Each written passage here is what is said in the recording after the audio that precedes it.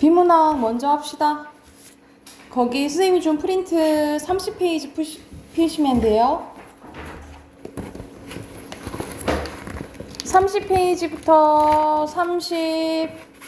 33페이지까지 두 지문 풀고 중심 문장의 핵심 확인해 볼게요. 지금 바로 푸시게요.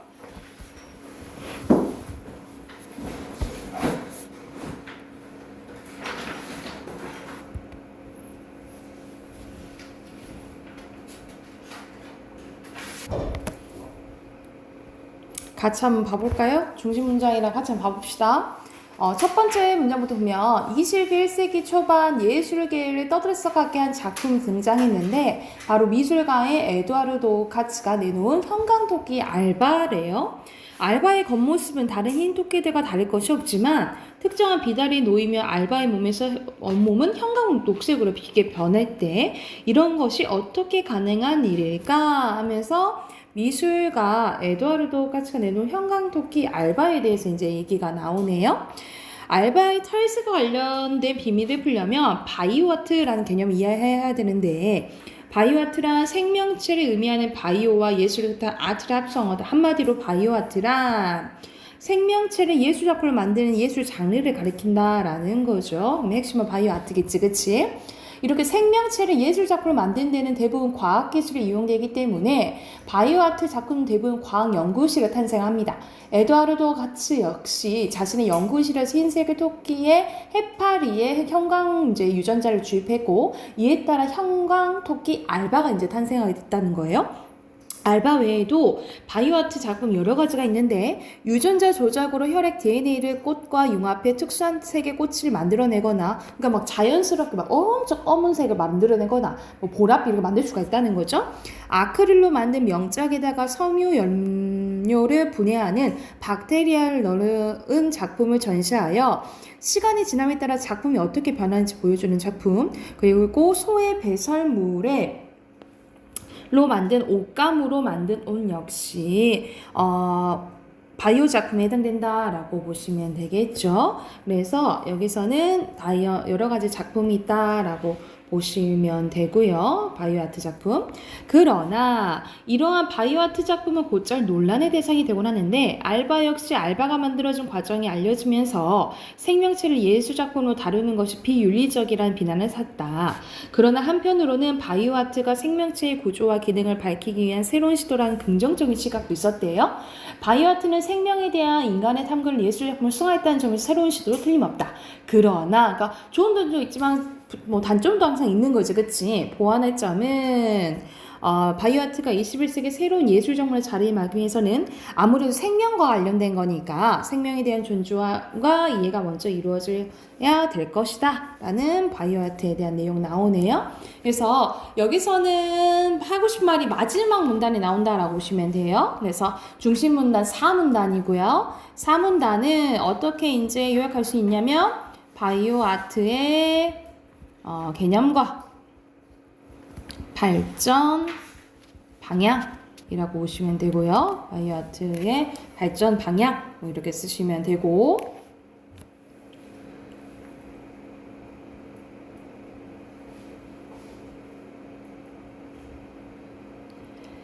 자 1번의 빈칸 여기 중심 대상은 바이오아트죠.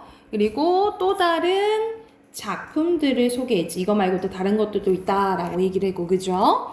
자, 옆에 주제도 똑같아요. 바이오 아트의 개념과 발전 방향이라고 보시면 되고, 바이오 아트의 개념 발전 방향. 3번에 적절하지 않은 것은 여기서는 이제 21세기 초반이 나온 거잖아요. 그치? 어떻게 변하는지까지는 안 나왔어요. 그래서 2번이고요. 그리고 4번에 일치하지 않는 것은 의도한 거지 우연이 아니죠. 4번, 2번이고요. 그리고 5번에 여기서 궁극적인 목적은 이게 발전되고 새로운 시도는 좋지만 생명 존중과 이해가 있어야 된다 라고 얘기하잖아요. 그래서 발전 방향에 대해서 얘기했으니까 3번이 맞겠죠? 됐을까요? 자, 두 번째 거 이어서 가보자. 두 번째 거. 자, 인간의 손을 뛰어넘는 의술을 만들 수 있을까? 영화 속에는 인공으로 만들어 붙인 손으로 인간을 뛰어넘는 능력을 발휘하여 적을 물리치는 영웅들이 등장하는데, 이처럼 인공으로 만들어낸 손을 의수라고 하죠. 영화뿐만 아니라 현실에서도 팔에 의수를 끼고 활동하는 예술가나 운동선수 등에 관한 여러 사례를 접할 수 있다. 이처럼 제2의 삶을 살아가는 사람들에게 힘이 되어주는 의수 제작 기술은 현재 어디까지 발전했을까라고 의문제기한 거예요. 그래서 마지막 줄 중심 문장이고, 의수 제작 기술이 핵심어가 되겠죠. 과거에는 의수를 제작할 때 실제 사람 손과 비슷한 모양으로 만드는 데만 치중했다면, 현재는 실제 손처럼 가능할 수 있는 전자 의수를 개발하는 초점이 맞춰져 있대요.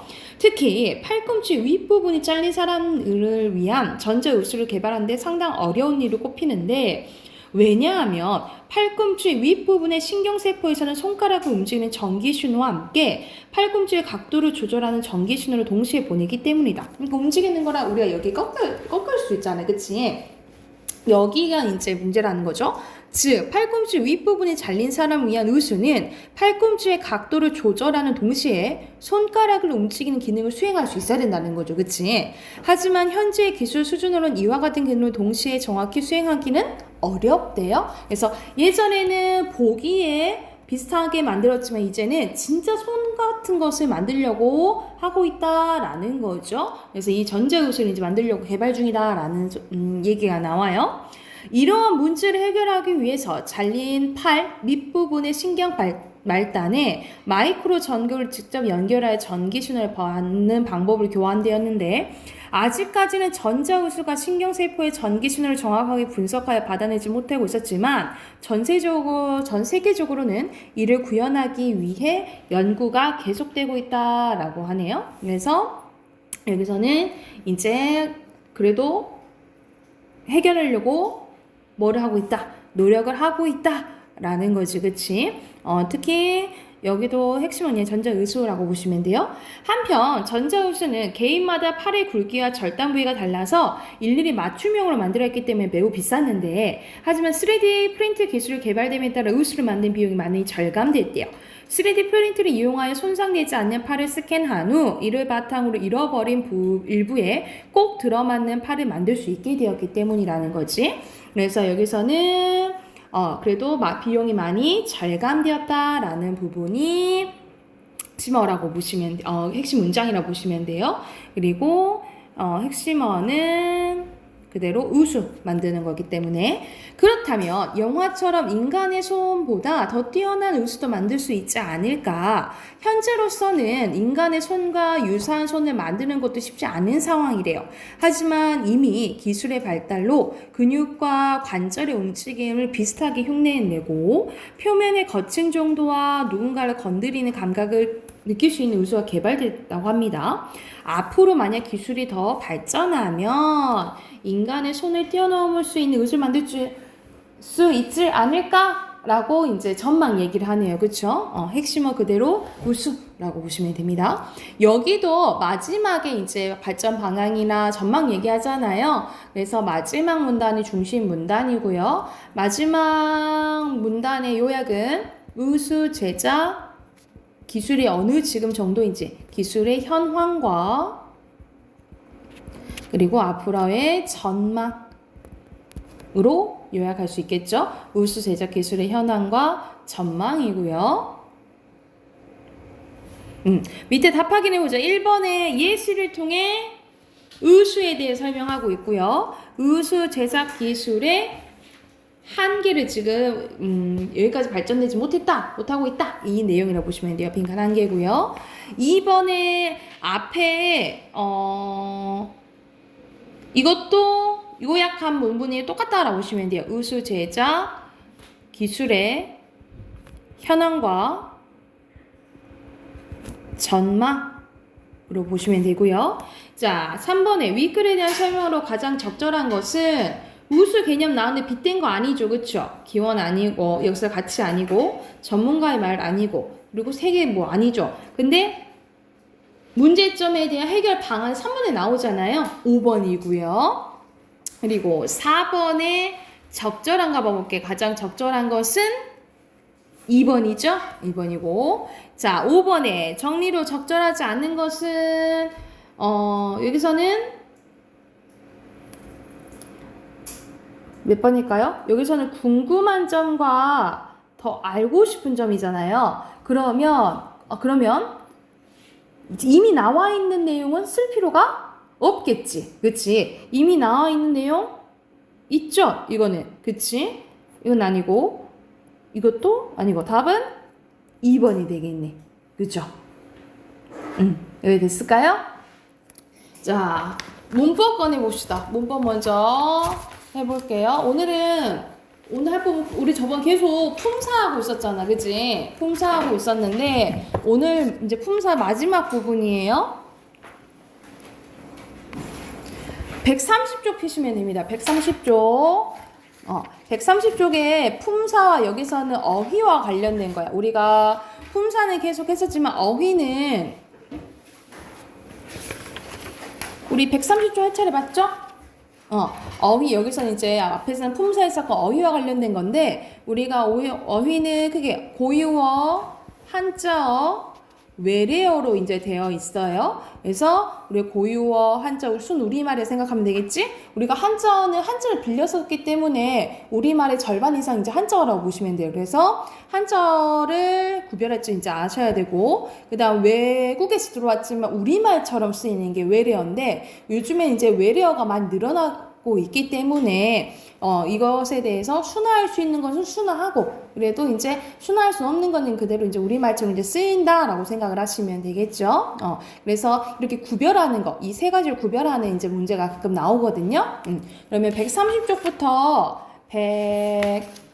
우선 33쪽까지, 133쪽까지 문제 풀고 답 확인 한번 해볼게요.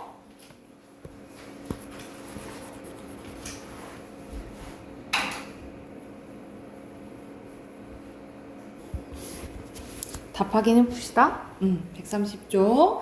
1번에 우리말 어휘에 대한 설명으로 알맞지 않은 거네. 고유어, 한자 외래어, 한자어, 그리고 사회방언, 지역방언에 대해서 설명이 나왔는데 알맞지 않은 것은 4번이에요. 참신하고 개성적인 느낌을 주므로 뭐 사회방언의 대표적인 게 뭐 유행어 뭐 이런 것도 있거든요.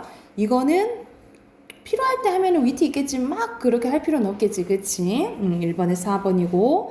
자, 여기서는 순서대로 고유어는 잔디, 그리고 깔개, 시나브로, 그리고 생각이고요.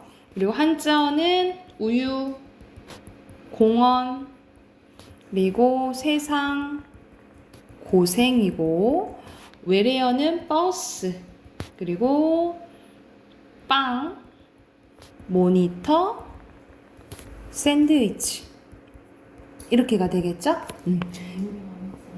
네? 어떤 거요? 어떤 거요? 우유? 우유 한자어예요. 우유가 소젓. 그래서 소우에다가 젖유 해가지고 소젖이에요. 됐나요? 고유어인 줄 알았어요?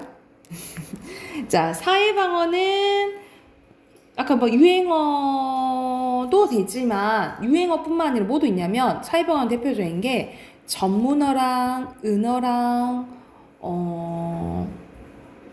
뭐 아까 선생님 말했던 유행어 이런 것들이 있는데 뭐 유행어는 그럴 수도 있지만 전문은 아니죠. 그쵸? 공통적인 건 아니에요. 그리고 6번에 맞고요. 사투리에 대한 설명. 그리고 7번에 가리키려고 말하는 건 아니죠. 굳이? X고 8번도 아니죠. 비공식적인 상황에 쓰이는 거지. 그치? 그리고 9번에 맞죠? 자, 여기를 이제 잘 봐야겠지? 고유어는 선생님이 동그라미, 한자어는 세모, 외래어는 선생님이 네모 칠게. 마케팅 외래어, 운동 한자어, 장점 한자어, 이벤트 외래어, 독자 한자어, 접근 한자어, 페어플레이 외래어, 도전 한자어, 그리고 이미지 외래어, 브랜드 의미어, 믿음 고유어예요. 그래서 1개, 다섯 개, 다섯 개. 이렇게 해요.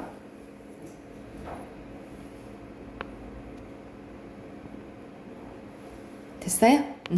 그리고 11번에 적절한 거, 여기서는 전문어죠. 그치? 그래서 가장 적절한 건 4번이고요. 자, 넘겨서 132쪽 순서대로 보면 고유어, 외래어, 고유어, 한자어, 한자어, 외래어, 한자어예요. 그리고 고유어 순서대로 마음, 무지개, 누나, 길잡이고요. 그리고 한자어 감기, 편지, 사과. 은근하게 우리 과일 이름에도 되게 한자어 많아요. 그리고 뭐 우유, 인생이고요. 외래어, 빵, 버스, 앙코르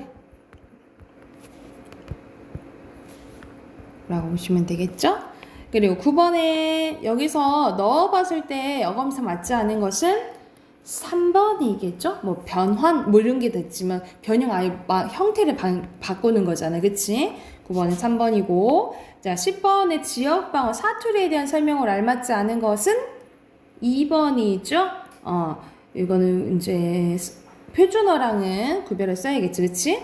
그리고 11번에 알맞지 않은 거, 전문어에 대한 설명을 알맞지 않은 거요? 5번입니다. 됐을까요? 오케이, 여기까지 하고 문학 조금만 할까요? 문학책 펴봅시다.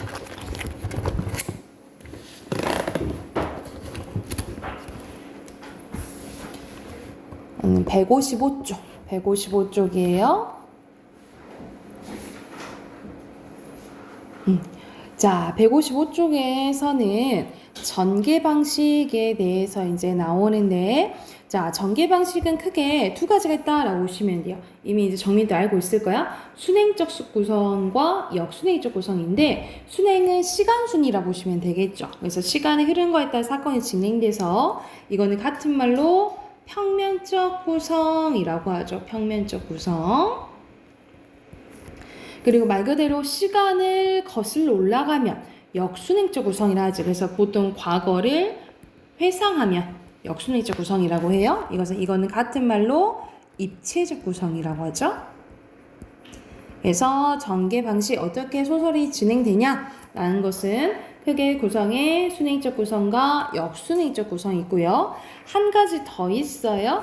액자식 구성 있는데, 이거는 이야기 안에 또 다른 이야기가 있다라고 보시면 돼요. 그래서 모양이 액자 같다. 그래서 액자식이라고 해. 그래서 겉에 있는 것을 외부 이야기라고 하고, 안에 있는 것을 이제 내부 이야기라고 하는데, 주된 내용은 아마 내부 이야기겠죠. 그렇죠? 그래서 보통 내부 이야기와 외부 이야기에 서술자가 다른 경우가 이제 많다라고 보시면 돼요.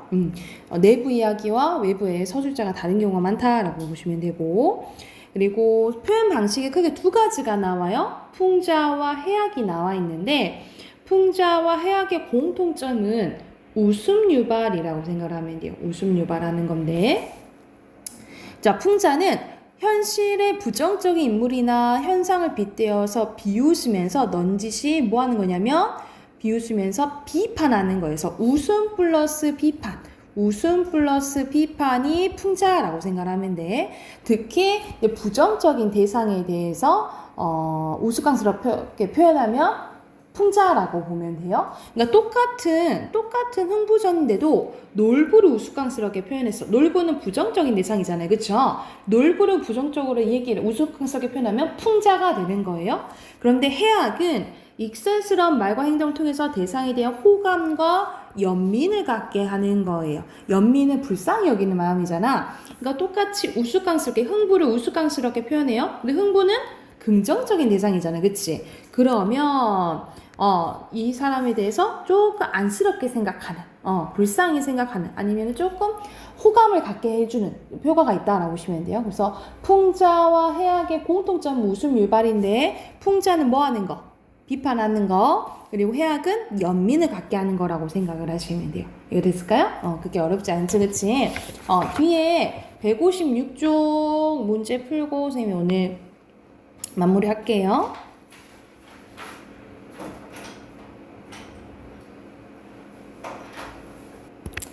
자, 보면은 여기서는 주요 수업의 사랑 손님과 어머니에 대해서 나오는데 보면은 난 아저씨가 우리 아빠였으면 좋겠다 하고 이제 아이가 얘기를 하는 거예요. 그래서 아저씨가 막 그러면서 그러면 뭐란 못 써 하고 그 목소리 떨렸대. 이튿날은 하면서 시간이 지나가지, 그치? 그래서 시간을 따라 전개되는 거 맞고요. 그리고 나의 행동을 해학적으로 표현해서 나에 대해서 연민을 불러일으키냐라고 했는데 그다지 뭐 우스꽝스럽게 표현하거나 그런 거는 좀 없죠, 그치? X예요. 그리고 밑에는 현충건의 고향이다 보면은 나는 나와 마주하는 그를 흥미롭게 바라보았다. 어디에서 오시는 길입니까? 고향에서 온다 라니까 그의 한숨을 쉬었고 그의 신세 타령에 실마리에 풀려 나왔대. 그의 고향은 대구에서 멀지 않은 K군 H랑 외딴 동이었는데 세상이 대박기자 그 땅은 전부가 동양 척식회사로 소유로 들어가 버렸대. 그러니까 배경이 뭐인 걸 알 수가 있는 거야? 일제강점기인 걸 알 수가 있는 거죠, 그렇죠? 그래서 여기서 이제 그의 이야기로 넘어가거든요. 그러면은 선생님 이야기 이런 식으로 또 바뀌면 액자식 구성이라고 보면 되겠지. 액자식 구성이고 나는 그와 대화를 나누는 이야기 속에 그의 고향에 대한 이야기가 포함되어 있다라고 보시면 되겠죠. 그리고 옆으로 가서 봉산 탈출 일부분이 나오네요. 생원이 이놈 너도 양반을 무시하고 어디 이렇게 다니냐 하니까 말뚝이가 예이 양반을 찾으려고 찬바에 국 말아먹고 마구간이 들어 노새 끌어다가 등에 솔질 잘 자라요. 말뚝이님 내가 타고 서양 영미 법동 동양삼국 물을 매주 밟듯하고 바위 틈틈이 모래 잼잼이 참나무 결국에 자자라도 양반 비슷한 놈도 없을기다 하면서 이 사람이 이 마지막에 하는 말은 뭐야? 양반다운 사람이 없다라고 얘기를 하는 거잖아요. 그렇죠? 그래서 제대로 된 양반 찾기 어려운 사실을 풍자하고 있는 거죠. 풍자. 그리고 어휘는 밑에 순서대로 보면은 서명, 인색, 그리고 풍채, 그리고 반신, 반의라고 보시면 되겠죠. 이해가 됐을까요? 그래서 이거에 대한 이제 문학 작품 앞에 두 가지 있는데 그거는 이제 목요일 날 할게요. 목요일 하고 어휘 다시 한번 외워오세요. 아셨죠?